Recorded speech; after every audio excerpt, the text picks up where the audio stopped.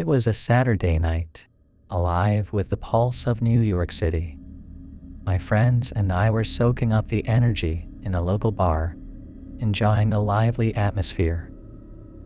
Little did I know, this particular night would etch itself into my memory as one of the most spine-chilling experiences of my life. Around 2 a.m., I decided to call it a night and make my way home. I headed for the subway, seeking the familiar comfort of the late-night commute. Sitting alone in the train car, I anticipated a quiet journey home. But as the train made its stop at the next station, an unsettling figure entered.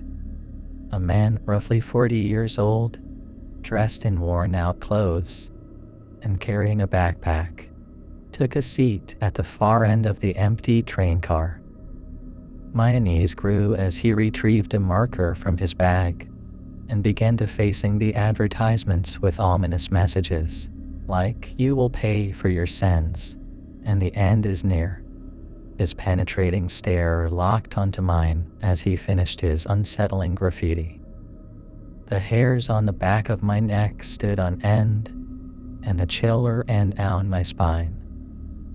Without a word, I hastily exited the train at the next stop, my heart racing with fear. The streets outside felt eerily deserted as I made my way home, my mind replaying the encounter over and over again. Upon reaching the safety of my doorstep, I breathed a sigh of relief. But my sense of security was short-lived. In the dead of night, I heard footsteps approaching my front door. Peering out the window, I was met with the sight of the same unsettling figure, his smile sending shivers down my spine. As quickly as he had appeared, the stranger disappeared into the darkness, leaving me to grapple with the unanswered questions and lingering fear that would haunt me long after that fateful night.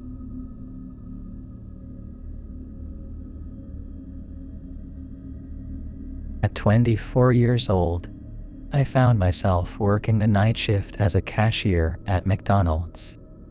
It wasn't the most glamorous job, but it paid the bills, and I was grateful for it.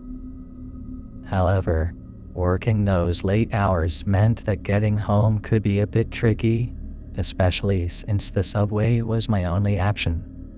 As my shift came to an end one night, fatigue weighed heavily on my shoulders.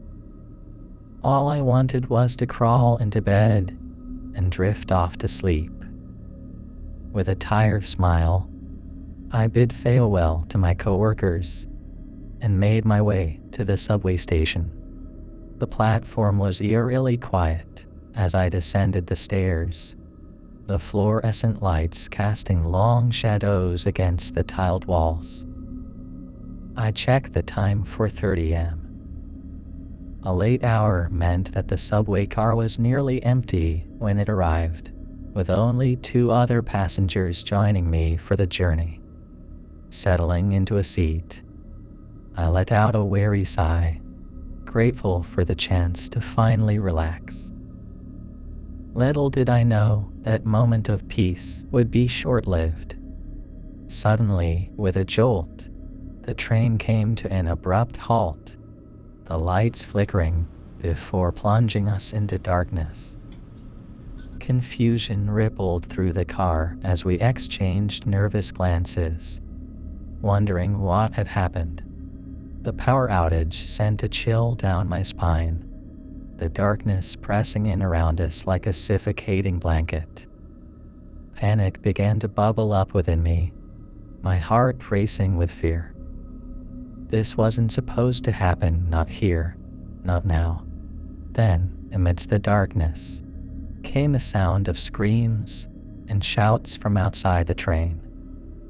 The voices were muffled, distorted by the thick walls of the subway car, but their urgency was unmistakable. "Open the door," they cried, their words laced with desperation. My heart pounded in my chest as I realized that something was terribly wrong. Peering out the window, I caught glimpses of figures wearing masks, their faces contorted in anger as they banged on the doors and windows with frenzied determination. Fear gripped us like a vice as we huddled together, praying for the nightmare to end. Minutes stretched into eternity as we waited in terrified silence, unsure of what would happen next. Then, just as suddenly as it had begun, the power surged back to life, flooding the car with light as the train lurched forward. With shaky breaths, we exchanged relieved glances, grateful to be moving again. As the train rattled on, I couldn't shake the feeling of unease that lingered in the air. Though I eventually made it home safely that night.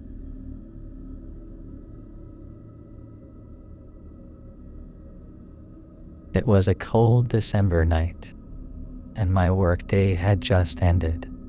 Around 8 p.m., I found myself at the metro subway station, ready to head home.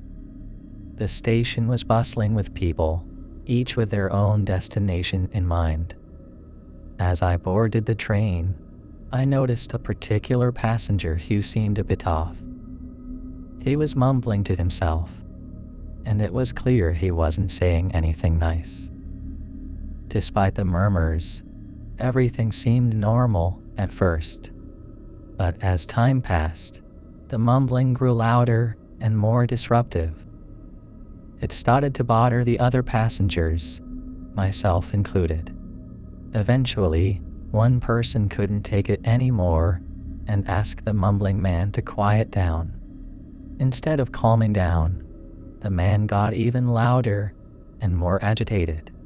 The situation escalated quickly, with heated words exchanged between the two passengers.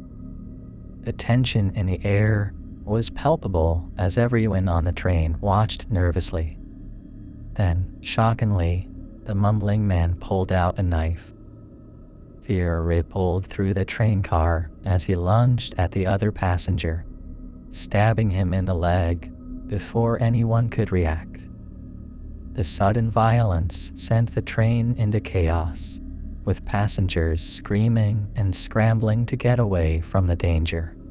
In the chaos, most of us managed to flee the train, desperate to escape the unfolding nightmare. I didn't stick around to see what happened next, but the memory of that terrifying experience stayed with me long after I had safely made it home. It was a frightening reminder of how quickly things can turn dangerous, even in the most ordinary of places.